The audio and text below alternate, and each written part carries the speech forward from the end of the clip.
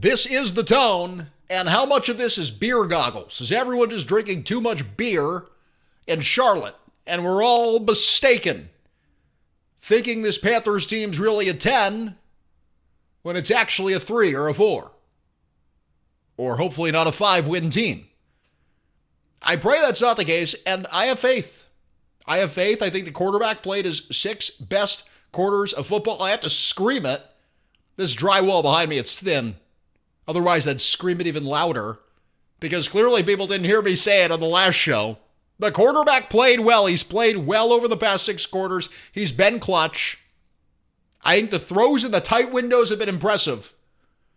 He needs to throw the ball down the field consistently, and doing that against the Dallas defense, trying to drop a penny in the ocean, which is what it was like to throw the ball down the field against Dallas. I'm not using that as a valid sample size. Go and do it against the Jets. Go and do it against the 10th ranked passing defense in football. But if you didn't hear me say it, I give Young credit. And I'm going to talk about this, which is who gets more credit? 2-game win streak. The best this team has looked in a 2-game stretch in a long time. Rico Dowdle, you know the statistics there. 455 yards rushing, not just by him, by committee. Panthers running all over teams, out-rushing teams by 405 yards, with 455 total yards of rushing offense over the past 2 weeks against the Dolphins and Cowboys. Killing it. Killing it. Now going against a Jets defense that's 23rd against the rush this year, which is somehow a big improvement compared to Dallas and Miami. Oh my gosh, their game plans were laughable. Laughable, which brings me to my next point, which is this is Canales having his Bryce Young moment. These past 2 games have been Canales having his Bryce Young moment. I'm going to talk about a comment in a minute here that relates to this, but they go, Tone, you were saying the coach was on the hot seat. And I was counting Dave Canales out. I'm like, he's running out of time. Like, it's been 20 games. It's been a bunch of ups and downs. The peaks have been low altitude peaks. The dips have been bad. Against New England, it was bad. It was in the catacombs.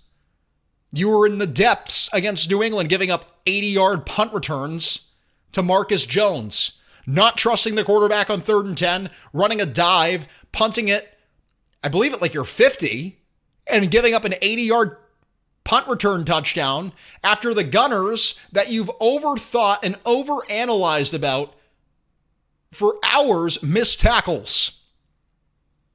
It was looking like a Bush League operation for the Panthers. What does Canales do? He comes out with killer game plans. You outrush these teams. You out-tackle these teams. And that's a big thing for me. If you can run the ball on other teams and you're getting 200 plus yards on the ground, a lot of that is scheme. A lot of that is just, we're better prepared. We're going to push you out of here. And a lot of it's talent in the offensive line, don't get me wrong. But the other thing is the tackling too. Mike McDaniel's team did not tackle against the Panthers. The Cowboys did not tackle. And I give Canales credit for that. Fixing that, cleaning it up. And he's cleaned up a lot over the past 2 weeks. Here is Canales on the success of the Panthers. What has led to it from the Panthers coach? Yeah, and that picture kind of keeps changing. You know, we've been affected by injuries with different people, coming to us. And of course, this week we're going to have a few more guys that are going to have an opportunity to come help us and trying to find that chemistry. But it's finding the styles of runs. It's finding the style of pass game that's going to work for us. And as far as the defense goes, same thing. It's finding the coverages and pressures that work for us. Scheme-wise, to play off of each other and swarm the football like we expect, and I'm seeing that, I'm seeing that part come together, but I think the picture still isn't crystal clear. We're still waiting for some guys to continue to make bigger impacts, things that we expect them, to grow in and to help us with. That last part there, we're expecting guys to make bigger impacts. Who do you think that's about? My mind instantly went to Xavier Legette because they're still putting him in the game playing him 70% snaps minimum in these games. Canales a couple weeks ago, we're going to force feed Leggett.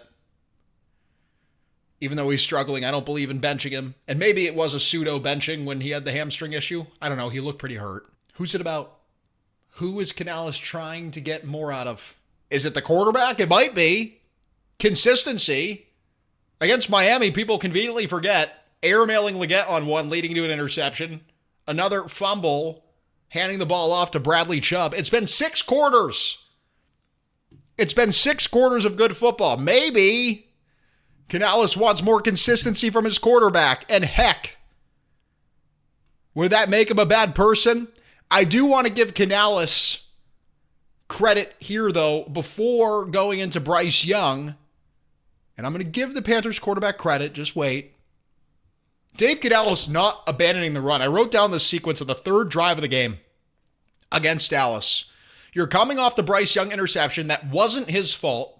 T-Mac needs to catch that or at least bat it down. It was a catchable ball.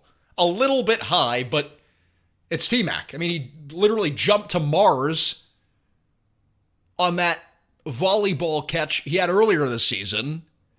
That was a meme on the internet. It was a good throw. You're coming off an interception. And what does Canales do instead of becoming an armadillo? Folding in on himself? Failing to trust the quarterback? Calling swing passes like he did in 2024? Or just the play calling, it looks like when you're just not synchronized. It's like a bad dance routine. You got some people doing their thing, and then these other people are, doing the grocery cart thing. And everyone just doing it. Some people are facing the wrong direction. Some people are too inebriated. And it's a bad routine. It's a bad dance routine. That's how Canales' play calling has looked. It's been inconsistent. The quarterback's been inconsistent over the past couple of seasons. The coach has been inconsistent since 2024. I think on Sunday against Dallas and over these past 2 games, it's been consistent. It's like, all right, Young throws an interception. I'm not going to get scared of the quarterback. I'm not going to be scared of the quarterback. I'm going to call the offense how it is. We have a game plan. We know what to do. And they come out after that interception. They go Dowdle, run. Dowdle, run. So an 11-yard run, a 7-yard run. Leggett, 15-yard catch, but that was the little, I think it was a play-action screen pass type play. Almost a run is my point. Dowdle, 12-yard run. Dowdle, 1-yard run, and then T-Mac, 19-yard touchdown on a double move. And that was genius by Canales. First, I want to stay with the point, which is he stuck with the run. He stuck with the run. He didn't do the dumb swing passes. He didn't get scared. He just kept running the ball. It's okay. It's like driving on the highway. Just stay in the left lane. Stay in the speed limit. You don't have to go 100 miles per hour and try to make up for this interception on one drive. Just stick with what you're doing. Stick to your guns, and it's working. The running is working. I give him credit for that. It was a tough decision. But then the double move. And people are giving Bryce Young a lot of credit for throwing the ball down the field, and rightfully so. But the guys were wide open. And you can go play by play by play and look at all Bryce Young's deep throws. A lot of it were double moves, and they knew that going in. The T-Mac touchdown sticks out. T-Mac puts his foot in the ground, and Donovan Wilson goes flying.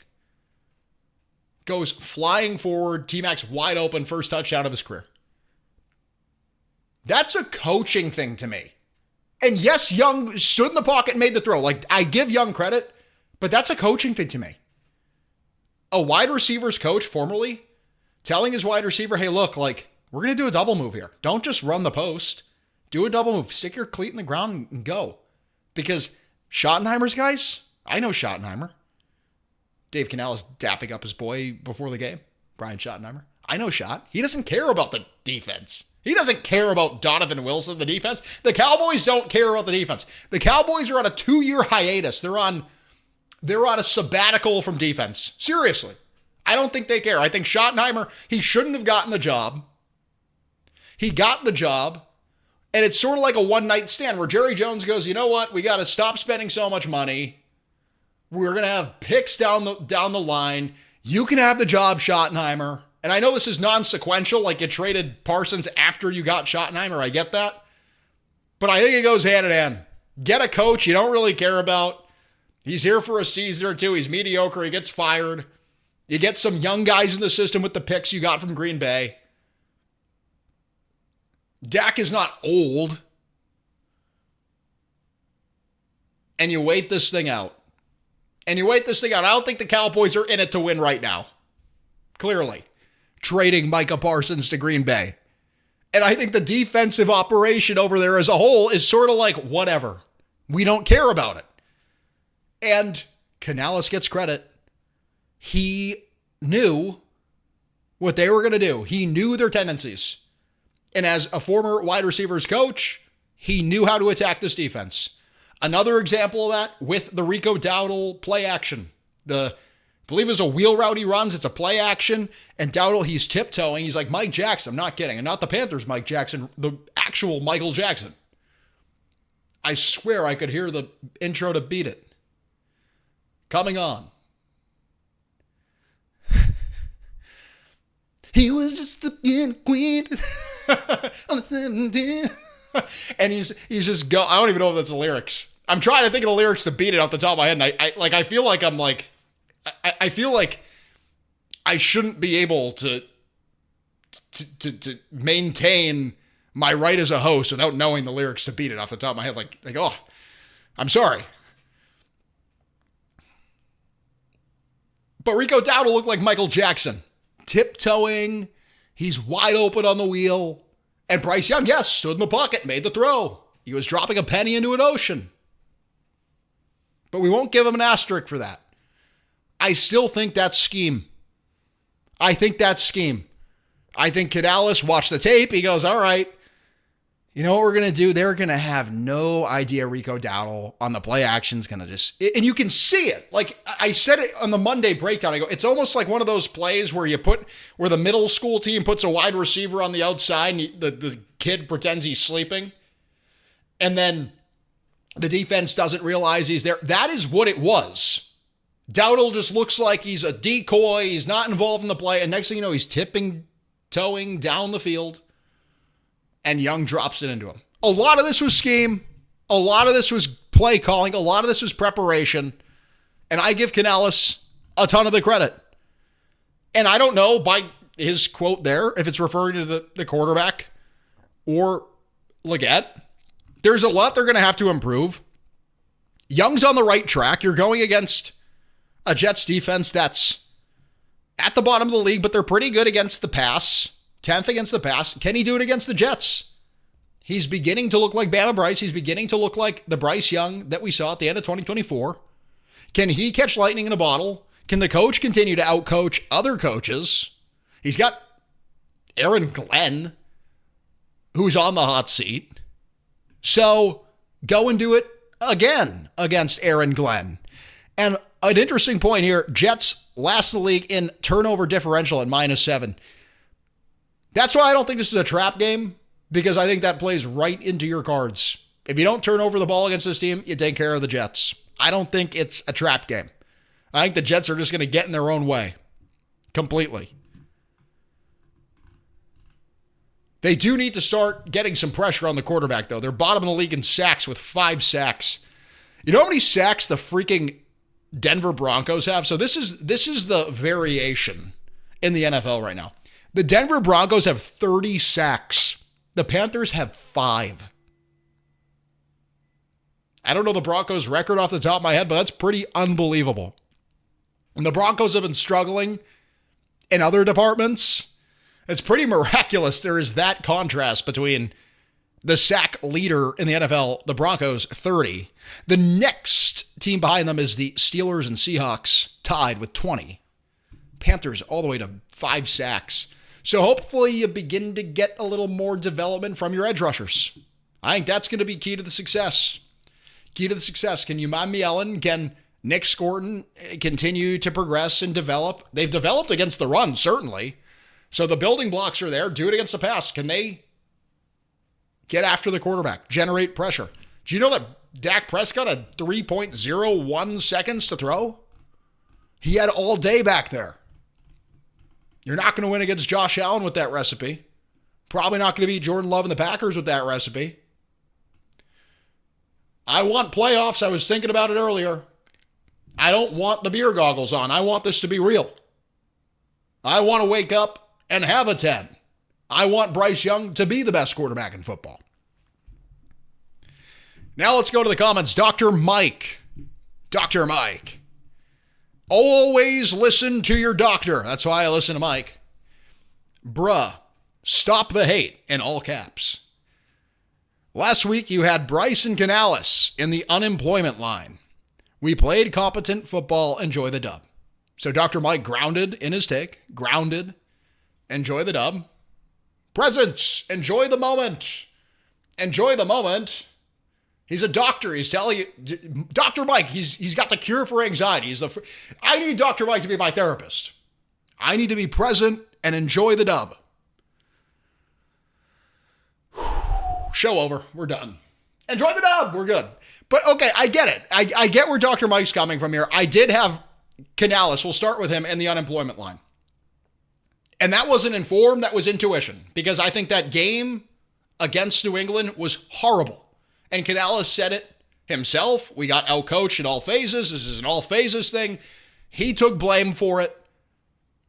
You have players like Derek Brown doing meetings with the coach. Tepper clearly aggravated. He's seen in the tunnel after the game. Just someone comments, they go, he looked like Bowser. There's like steam coming out of his ears. He's red in the face. He did one of those. And I looked at it and go, look, he's been here for 20 games. He's been inconsistent. The play calling's been all over the place. He doesn't trust the quarterback. You've paid all this money on the offensive line. You can't run the ball. There's questions about the culture in the locker room. And that whole player-led team thing, who knows how good that is? The fact that J.C. Horn, shout out Trizzy, he's been on this. J.C. Horn has to beg the defensive coordinator to cover George Pickens. You're playing Nick Scott 98% of snaps still. Lathan Ransom's not on the field against Dallas. Some of the personnel choices that still permeate, that are still there, Canales isn't perfect. But previously in the season, there was no improvement. This looked like the same old Panthers in quotes. Of course, it's a production business. His job's on the line. That was my take. Now with Bryce Young, that was actually informed.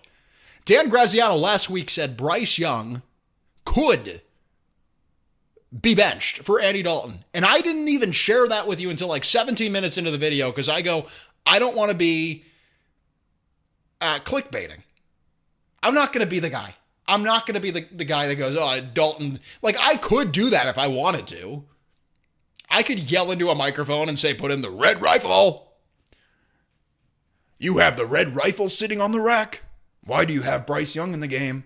I could do that if I wanted to. I don't do that.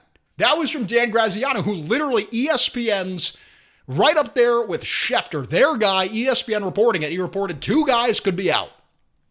Brian Callahan in Tennessee, Bryce Young could be benched for Dalton. This is the main quote, the main entree, the specials. It's not even on the menu. You get it as a first thing the waitress sticks in your face. Dan Graziano, Young, and Callahan, they could be losing their jobs. So that was from ESPN. That was a report. That was real. And the quarterback, to his credit, with the odds against him, played a perfect game against Dallas. And you can't take that away. I'm not hating on the quarterback. I'm just telling you what they're saying. And Brian Callahan was fired. He was fired from Tennessee, so Graziano clearly has some credibility. He's clearly hearing something. He clearly knows something we don't. Callahan was canned in Tennessee. Bryce Young, he is surviving and fighting. And I saw this comment a couple weeks ago. I'm going to give a shout out again. I'm giving shout outs all over the place today. This is a comments ran show, people. Panthers gal, she put in the comment, she goes, and this is the most grounded take of all, grounded take I've seen in a while. She goes, the Panthers don't have a better option. Like, even moving forward, even if Young stinks, let's just pretend he does, what are they going to do? Go draft a quarterback in the first round with needs all over the field still? You need a linebacker. You need another safety. You could use a tight end like Tyler Warren. Imagine him. So now you're going to go and trade up for another quarterback? I don't know the free agent market, but like, your best hope is still Young. It's always been Young figuring it out. That's always been the best hope. It's not your only hope. It's not like A New Hope, Star Wars, your only hope. Bryce Young, you're my only hope. R2-D2 coming into the room. You're my only hope. He's not the only hope, but he should be your main hope. Okay, another comment. I got to read this one extra loud. It's getting late. Bro, I love your pod. Bro, I love your pod, writes Jamie. Bro, I love your pod. I'm going to keep reading it. Love you too, Jamie. This is awesome. Bro, I love your pod. He wrote it 12 times. Just kidding. He said it once, but I'm going to say it 12 times. Be fair, man. Give the kid credit. Talking about Young for hitting the passes against the Cowboys when the passes were there to be had. Part of the QB development is hitting the layups, and he did that today. So at least acknowledge that and stop the hate. I've got a lot of stop the hate. Jeez, I didn't know I was a hater. If he screws up, by all means, slam him. But give him credit when he deserves it.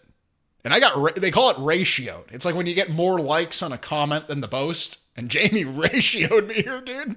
He got like 1 million likes on that comment. Clearly people agree. But am I hating on the quarterback? Like maybe I was too harsh on the quarterback.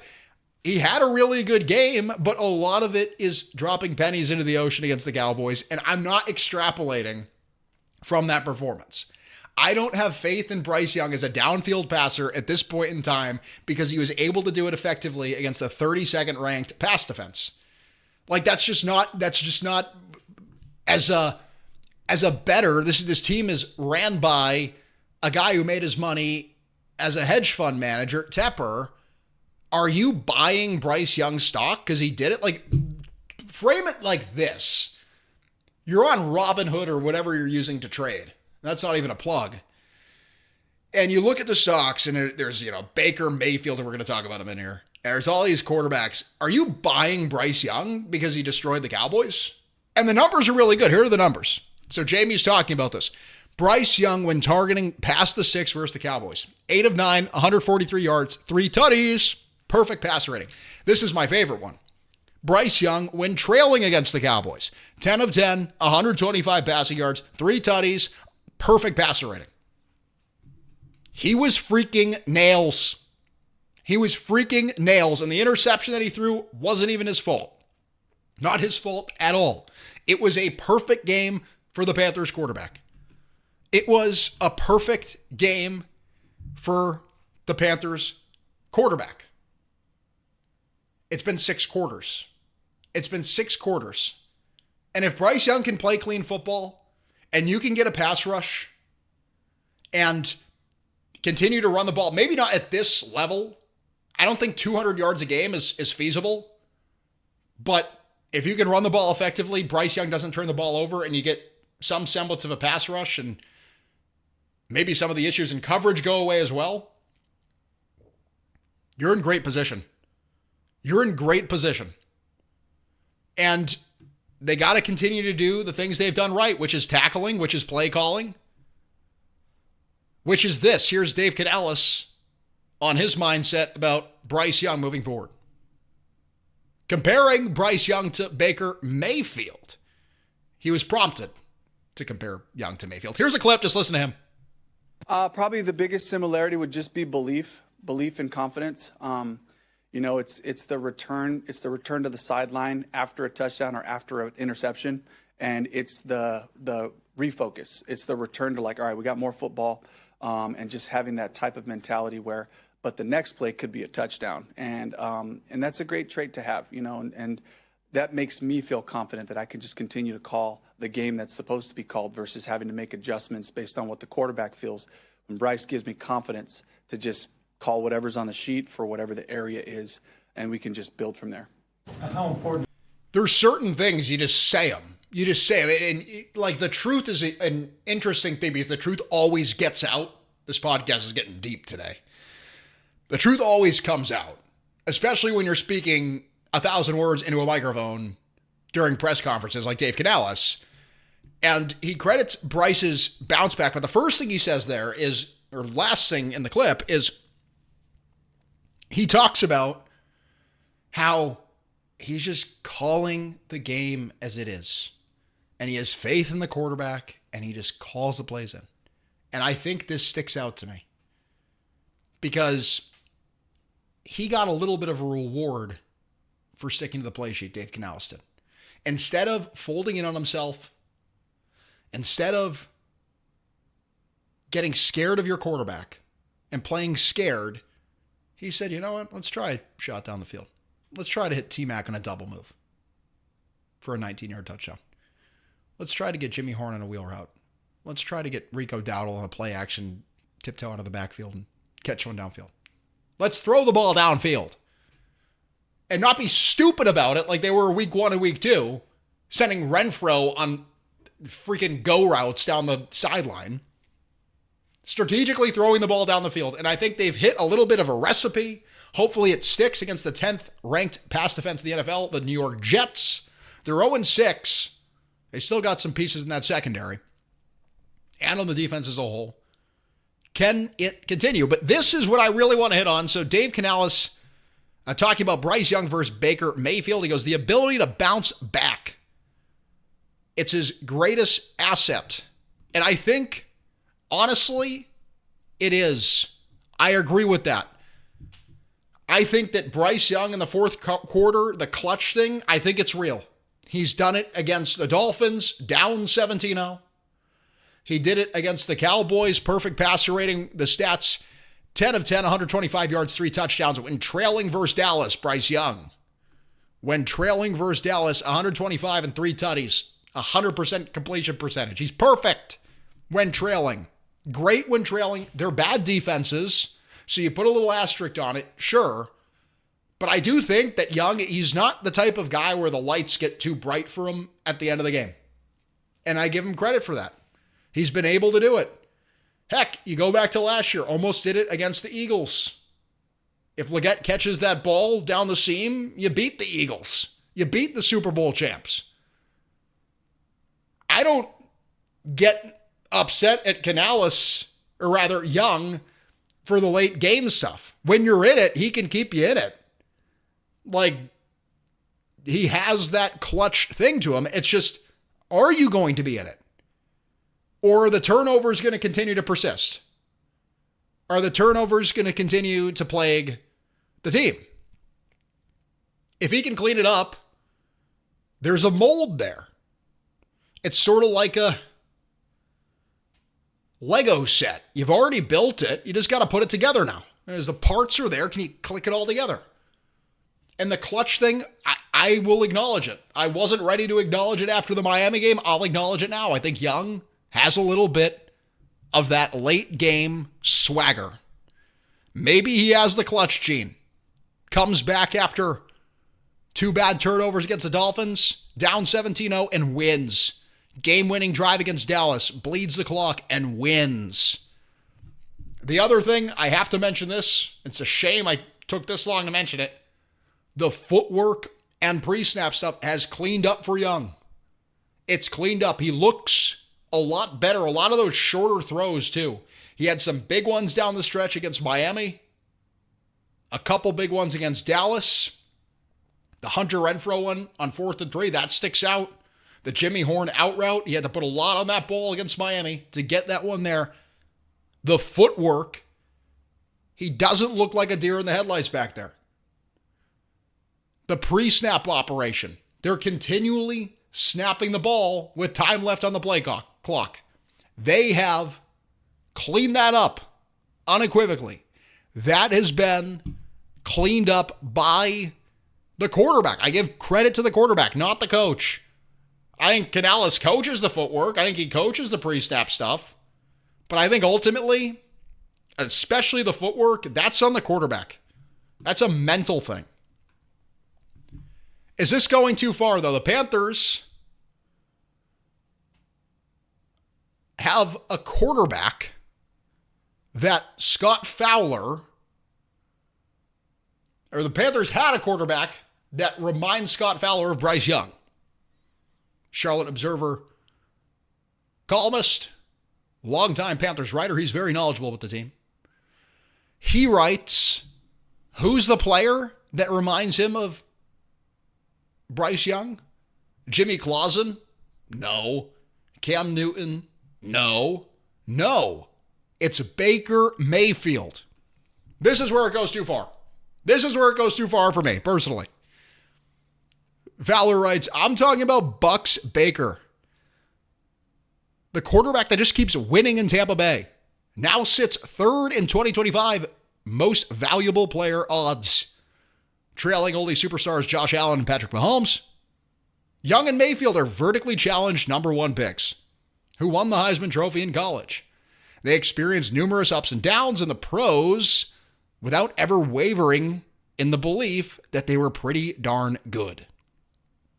Mayfield is certainly further along in his NFL journey, and he'll always have a brasher personality. But I think what we're seeing now from Young is very similar to the sort of play Mayfield has produced. Highlight this in Tampa over the past 3 seasons. This goes too far for me. I'm not calling Bryce Young Baker Mayfield after 6 quarters. After 6 good quarters of football. If you want to talk about how maybe he's had inconsistency on the coaching staff and he's had early career troubles and they're going to get mended and worked out and he has a little bit of that clutch gene, okay, I'll go there. But until he's consistently throwing the ball down the field, I mean, please. Baker Mayfield is third in MVP voting for a reason. He's a baller. Had 41 touchdowns last season. Has 12 touchdowns and 1 pick this season. Third in MVP voting. He's a beast. I'm not ready to compare Bryce Young to Baker Mayfield after 6 good quarters. I'm sorry. Hopefully that doesn't get the Bryce Young truthers too upset. This is The Tone. Thank you so much for tuning in. We'll be back with so much more later this week.